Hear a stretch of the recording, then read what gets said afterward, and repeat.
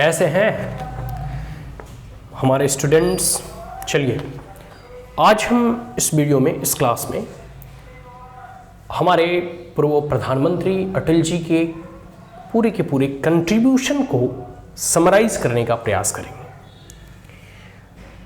आदरणीय अटल जी, और इनका पूरा नाम अटल बिहारी वाजपेयी था, तो इनके बारे में अगर कहा जाए ना तो ये एक कवि भी थे, प्रखर वक्ता भी थे, प्रधानमंत्री भी बने, नेता भी बने, एक अच्छे डिप्लोमेट्स भी थे। तो जिन भी रूपों में इनकी व्याख्या की जाए, मतलब मल्टी डायमेंशनल पर्सनालिटी, बहुयामी प्रतिभा के धनी व्यक्ति थे। जिन भी शब्दों से इनकी व्याख्या की जाए वो शब्द कम पड़ जाएंगे, जैसे भी इनकी प्रशंसा की जाए वो जो है फिर भी कम ही दिखाई पड़ेगा, क्योंकि इतना इनका जो है कह सकते हो कि विशाल अटल जो है कह सकते हो कि व्यक्तित्व ही था। या एक कवि भी थे, उन्हीं की कुछ पंक्तियां हैं कि बाधाएं आती हैं आए, घिरे प्रलय की घोर घटाएं, पावों के नीचे अंगारे, सिर पर बरसे यदि ज्वालाएं, निज हाथों में हंसते हंसते आग लगाकर जलना होगा, कदम मिलाकर चलना होगा। ये अटल बिहारी वाजपेयी के द्वारा रचित कविताओं का ही एक अंश था। ठीक है, तो आप सोच सकते हैं कि कितने महान विभूति थे। इन्हीं की जन्म शताब्दी जो है गुड गवर्नेंस के रूप में मनाई जाती है। हमने की एट्रीब्यूट्स ऑफ गुड गवर्नेंस के बारे में भी ऑलरेडी डिस्कस कर चुके हैं। आज हम इस वीडियो में अटल जी के कंट्रीब्यूशन के बारे में जानेंगे। ठीक है, तो सबसे पहला है, देखो एक समय था कि अभी भी आप देखोगे तो आज़ादी के बाद से चाहे पक्ष के हो या विपक्ष के हो, सभी पार्टियों के मेंबर्स को मंत्रिमंडल में शामिल किया गया था। तो मतलब ये लोकतंत्र है। यहाँ तो संविधान में ही बताया गया है कि भाई एक पक्ष वाला होगा, एक विपक्ष वाला होगा, एक सरकार चलाएगी तो एक विपक्ष में रहकर जो है जनता की आवाज़ को उठाएगी। कुछ गलतियां होंगी, कुछ मिस्टेक्स होंगे तो उसे आइडेंटिफाई करेंगे, पॉइंट आउट करेंगे। लोकतंत्र की तो यही खूबी है। तो अटल जी क्योंकि हमेशा एक लंबे अरसे तक विपक्ष में रहे, तो स्वाभाविक सी बात है, सत्ता पक्ष में कांग्रेस थी तो कई बार जो है वाद विवाद होता था तो बोलते थे, विपक्ष में थे तो स्वाभाविक सी बात है कि कई बार सरकारों की आलोचना करते थे। लेकिन फिर भी नेहरू जी इस यंग, क्योंकि उस वक्त अटल जी यंग थे, की आलोचना से मुस्कुराते थे और कहते थे कि वाह कितना अच्छा बोलता है, बहुत ही जोरदार भाषण देते। तो प्रधानमंत्री कह सकते हो कि नेहरू के प्रधानमंत्री पंडित नेहरू के ही जो है कार्यकाल में इन्हें जो है UNGA, United nation general assembly में एज ए डिप्लोमेट की तरह कह सकते हो तरह और इंडिया को रिप्रेजेंट करने के लिए गए। ठीक है, उसके बाद तो ये जो है इनकी खूबी है कि विपक्ष वाले भी, मतलब जो सत्ता पक्ष में थी वो विपक्ष वाले को भी भेज रहे हैं। तो किन्हें भेज रहे हैं? अटल जी को। किसे रिप्रेजेंट करने के लिए? भारत को। अक्सर जो है जब देश विदेश में लोग जाते हैं तो जो सत्ता पक्ष में होता है वही जो है अपना मंत्री से या फिर अपने जो कह सकते हो कि मंत्रिमंडल से किसी लोगों को भेजते हैं। लेकिन ये हो गई पंडित नेहरू या फिर इंदिरा गांधी, इन्होंने विपक्ष के नेताओं को, और खास करके उसमें अटल जी। देखो नेता की भी अपनी एक गरिमा होती है, आप पक्ष में हो या विपक्ष में। कई बार कई एक ऐसे नेता होते हैं जो भले ही वो विपक्षी पार्टी में हो लेकिन उनके साथ संवाद व सभी पार्टियों के साथ उनकी मैत्री रहती है, मित्रता रहती है। तो अटल जी का वैसा व्यक्तित्व था।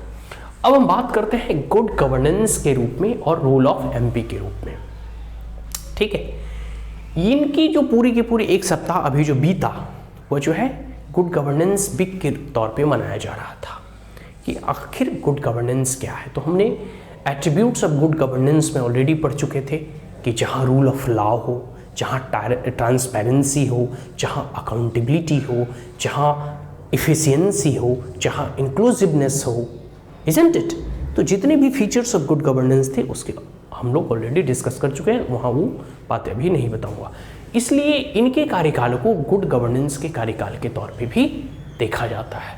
और रोल ऑफ MP, देखो इनका एक नेता होना आम बात है, कई नेता हैं इस देश में, लेकिन एक हाई वैल्यू हाई मॉरल और वर्चुअस नेता होना ये बहुत बड़ी बात है। तो ये जो है एक आइडियल और मोरल प्रिंसिपल्स पर जीने वाले लोग थे। तो इसलिए अटल जी की जीवनी से सारे नेताओं को प्रेरणा भी लेना चाहिए और जो अभी पार्लियामेंटेरियन है उनको इनसे सीखना चाहिए।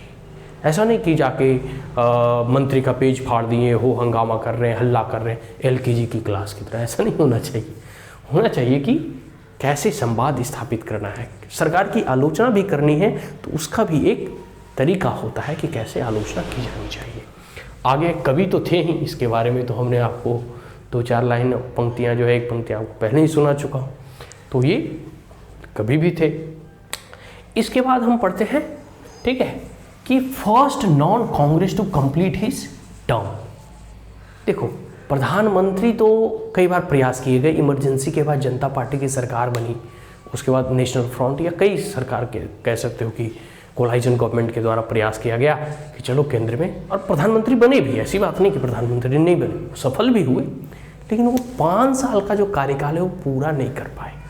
अटल जी जो है पहले ऐसे नॉन कांग्रेसी हुए जिन्होंने प्रधानमंत्री अपने कार्यकाल को पूरा कर पाए, ठीक है, 99 से लेकर 2004 तक, ठीक है। अगला है speak in Hindi in UNGA। देखो जब हम विदेश जाते हैं ना, अभी देखो अटल जी से ही प्रेरणा प्रधानमंत्री मोदी जी लिए हैं। विदेश वगैरह में भी जाते हैं, अमेरिका जाओ, कहीं भी जाओ, हिंदी हम बोलेंगे भाई। जो हमारी मातृभाषा है, जो हमारा मदर टंग है, हम उसी में बोलेंगे। अगर तुमको समझना है तो तुम उसका ट्रांसलेशन करवा लो, ठीक है। बात ये है। तो सबसे पहले अटल जी ने ही कह सकते हो यूनाइटेड नेशन जनरल असेंबली में जाकर हिंदी में भाषण दिए थे। तो एक प्रकार से विदेश में भी अपनी संस्कृति, अपने इतिहास, अपने कल्चर को बढ़ाना, उसका प्रचार प्रसार करना, कोई अटल जी से सीखे, ठीक है। और वही अभी मोदी जी भी कर रहे हैं, कहीं भी जाते हैं। रशियन के प्रेसिडेंट पुतिन से बात करना है, हाँ हिंदी में बोलेंगे, वो भी रशियन में बोलेगा, अपना ट्रांसलेटर रखेगा। अच्छा महारानी से बात करना है, यूनाइटेड किंगडम में गए तो हिंदी से बोलेंगे। लो तुमको जानना है, तुमको सुनना है, समझना है तो तुम हिंदी का ट्रांसलेशन इंग्लिश में करवाओ। बस ये होता है गर्व की अनुभूति जब आप अपनी मातृभाषा में, मदर टंग में किसी ऐसे ग्लोबल प्लेटफॉर्म पे आप बोलते हैं, अपनी बातों को पूरी वजन के साथ रखते हैं। अब हम तो इंडियन कल्चर इथिहास की बात कर ली। आगे इंफ्रास्ट्रक्चरल रिवोल्यूशन। देखो इंफ्रास्ट्रक्चर डेवलपमेंट अपनी बात है, एक अलग बात है। रिवोल्यूशन मतलब होता है क्रांति। इनके द्वारा बहुत सारी क्रांतिकारी कदम उठाए गए और क्रांति लाने का प्रयास किया गया। किस क्षेत्र में? इंफ्रास्ट्रक्चर डेवलपमेंट के क्षेत्र में। और वह है जैसे दिल्ली मेट्रो। अभी दिल्ली में जो जो रहते हैं वो सफ़र करते हैं, दिल्ली मेट्रो बड़ा मज़ा आता है ना, ठीक है। दिल्ली मेट्रो, ठीक है। अब दिल्ली से मेट्रो शुरू हुआ तो बहुत सारे ऐसे शहर हैं जो वहाँ भी मेट्रो अब चालू होने लगे हैं। तो ये अटल जी की देन है। गोल्डन क्वाड्रिलेटरल कहने का मतलब है कि गोल्डन क्वाड्रिलेटरल सड़क का नाम है, आप इतना जान लो। और वो सड़क मामूली सड़क नहीं, बल्कि वो कश्मीर टू कन्याकुमारी, मतलब नॉर्थ से लेके साउथ, और एक पूरे के पूरे वेस्ट से लेके ईस्ट, मतलब गुजरात से लेके उधर तुम्हारा कोलकाता तक। तो कहने का मतलब है कि पूरे देश को जो है नॉर्थ से साउथ और वेस्ट टू ईस्ट जो है जोड़ने का प्रयास सड़क के माध्यम से, उसी को गोल्डन क्वाड्रिलेटरल कहा जाता है। तो ये भी एक इंफ्रास्ट्रक्चर डेवलपमेंट का जो है बहुत अच्छा जो है योगदान कह सकते हो इनका। और है प्रधानमंत्री ग्राम सड़क योजना। देखो भाई अब तो शहर जो बड़े बड़े शहर हैं वहाँ सड़क भी है, रेल भी है, प्लेन भी है, लेकिन गाँव ना सड़क है, ना रेल है, ना प्लेन है, ठीक है। तो गांव वाला कैसे जाएगा? एक समय था, आपको बिलीव नहीं करोगे, जो गांव में जन्म लिए हम लोगों को मालूम है कि पहले लोग जब जाते थे ना, तो क्योंकि कच्ची सड़कें होती थी तो गर्मी में तो चलो ठीक है, फिर भी गर्मी में बहुत धूल वगैरह उड़ता था, चलो फिर भी चल जाता। बरसात के दिन में बाबू इतने इतने गड्ढे रहते थे गाँव में। तो ग्रामीण जो सड़क योजना की हर गाँव को कम से कम पक्का सड़क से लिंक कर दो कि आने जाने का सुविधा मिल जाए। अब तो गांव में देखो PCCC ढलैया वगैरह हो गया, गांव में लाइट आ गया, तो लगभग नहीं करता, सिलेंडर मिलता है, फिर कह सकते हो कि तो शहर जैसा वातावरण बन चुका है। तो प्रधानमंत्री ग्रामीण सड़क योजना जो है पूरे के पूरे अटल जी की इनिशिएटिव है और जिसके तहत हर गांव को पक्का रोड से कनेक्ट करने की बात कही गई है। ठीक है, तो इससे कह सकते हो ना कि जो सड़क गांव से लेकर शहर तक जाती है वही सड़क शहर से लेकर गांव तक भी जाती है। आगे new technology, new telecom policy. New telecom policy जो है यह भी अटल जी की ही देन है। तो ये इंफ्रास्ट्रक्चर के सेक्टर में आज देखो टेलीकॉम में हम लोग 4G 5G वाईफाई वगैरह, तो दिल्ली में 5G चल रहे हैं। ठीक है, क्लियर है जी। अब है न्यूक्लियर पावर 1998। देखो चाइना ने 64 में कह सकते हो कि परमाणु बम फोड़ा, उसके बाद से ही इंदिरा गांधी जी भी जो है 74 में अभ्यास की।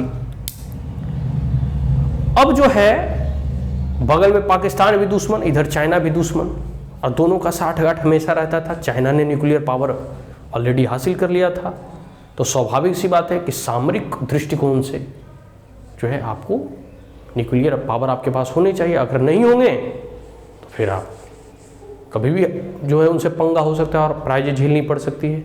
और ऑलरेडी हम 1962 में जो है इंडो चाइना जो है वार में हम हार चुके थे। तो इसके लिए अटल जी को लगा चाहे जो भी हो जाए, अमेरिका चाहे कतनों सैंक्शन लगा ले, ठीक है, अमेरिका वगैरह आओ या फिर जितने भी V5 थे, मतलब जिनके पास न्यूक्लियर 5 था, ठीक है, ब्रिटेन के पास, फ्रांस के पास, तुम्हारा इधर रसिया, अमेरिका, चाइना सब मिलके देखते रहता था ऐसे टुकुर टुकुर कि भाई कोई न्यूक्लियर बम नहीं फोड़ दे। लेकिन उन लोग को बुड़बक को कहाँ पता कि भारत में उतने तो चला दिवाली में पड़ाका फोड़ देता है तो न्यूक्लियर बम फोड़ना कौन बड़ी बात, ठीक है।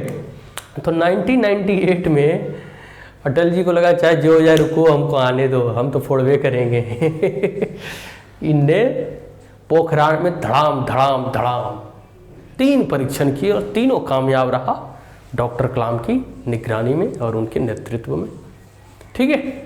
आगे जाकर फिर इनको डॉक्टर कलाम को राष्ट्रपति भी बनाया गया, ठीक है। तो 3 बार धड़ाम धड़ाम धड़ाम हुआ, अमेरिका देखते रह गया, क्या फूटा तो लगा, ठीक है।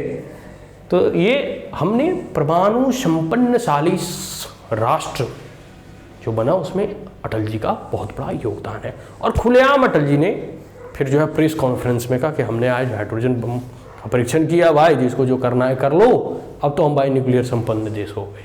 ले अमेरिका देखते रह गया, चाइना उधर मुंह फुलाया है, ठीक है, ये हो गया। अब देखो है मैसेंजर ऑफ पीस भी कहा जाता है 1999 में। ये कह सकते हो कि भारत की हमेशा जो है ना पॉलिसी रही है कि हम अपने जो है पड़ोसियों के साथ मित्रवत व्यवहार रहे, लेकिन हाँ पाकिस्तान जैसा कोई अगर हो ना, कुत्ता का पूंछ कभी सीधा नहीं होता, वही वो कुत्ता है उसका कभी पूंछ सीधा नहीं होता, ठीक है। तो पाकिस्तान का भी दोस्त क्या है, उसमें तो 3 सेंटर ऑफ पावर है। एक तो जो प्राइम मिनिस्टर ऑफिस होता है, ठीक है, दूसरा मुल्ला और मौलवी होते हैं और तीसरा मिलिट्री, ठीक है। तो कौन सत्ता चला रहा है और कौन पाकिस्तान को चला रहा है पता नहीं होता, ठीक है। तो कभी जो है प्राइम मिनिस्टर ऑफिस से शांति का वार्ता आता है तो इधर मिलिट्री जो है अपना कह सकते हो कि खुराफाती करने लगता है। तो पाकिस्तान से कभी मित्रवत व्यवहार नहीं हो सकता, ठीक है, वो कौम ही है, साला नस्ली वो खराब है। तो पूरा का पूरा जो है फिर भी जो है अटल जी जो है वहाँ गए, बस यात्रा पर, लाहौर यात्रा के नाम से भी जाना जाता है। तो एक प्रकार से कह सकते हो पीस ट्रीटी के नाम से संधि करने के लिए, शांति वार्ता करने के लिए, तो इन्हें पीस मैसेंजर और पीस भी कहा जाता है। बस पर चढ़ के गए थे, लाहौर यात्रा, ठीक है, दिल्ली टू लाहौर। लेकिन फिर बाद में जानवे करते हो कि कारगिल युद्ध हो गया। चलो जो भी रहे, इन्हें मैसेंजर ऑफ पीस भी, मतलब इन्होंने शांति स्थापना के प्रयास किए और पाकिस्तान जो है बार बार लड़ने को सोचता है तो थुराता भी है दम भर। चलो आगे है पद्म विभूषण अवार्ड से नवाजा गया 1992 में। फिर 2015 में मोदी जी की सरकार ने इन्हें भारत रत्न पुरस्कार से सम्मानित किया, ठीक है। 10 बार लगभग लोकसभा में जो है ये MP जीते थे, मतलब मेंबर ऑफ पार्लियामेंट बने थे, और 2 बार जो है राज्यसभा में। तो इतने कह सकते हो कि इनके कंट्रीब्यूशन है, ये तो कुछ कम ही है, और बहुत सारे ऐसे इनके कंट्रीब्यूशंस हैं जो कि यह देश, यह समाज और खास करके पूरा का पूरा भारतवर्ष इसे नकार नहीं सकता। इनके जितने भी योगदान हैं हमने बताए हैं, कुछ ही बताए हैं, और बहुत सारे योगदान हैं। ठीक है, सारी की सारी चीज़ों को यहाँ इस छोटे से कह सकते हो ये क्लास में कंक्लूड नहीं किया जा सकता है। पूरा का पूरा इनका जीवन जो है राष्ट्र को समर्पित था, या देश को समर्पित था, धर्म को समर्पित था, और पूरे के पूरे देश की सभ्यता संस्कृति को समर्पित था। तो कह सकते हो कि अब हम इस वीडियो को यहीं कंक्लूड करते हैं। अगर यह वीडियो आपको अच्छा लगा हो तो आप हमारे चैनल को लाइक, शेयर और सब्सक्राइब करना ना भूलें। Also press the bell icon. ठीक है जी, तो फिर से एक बार जय हिंद, जय भारती।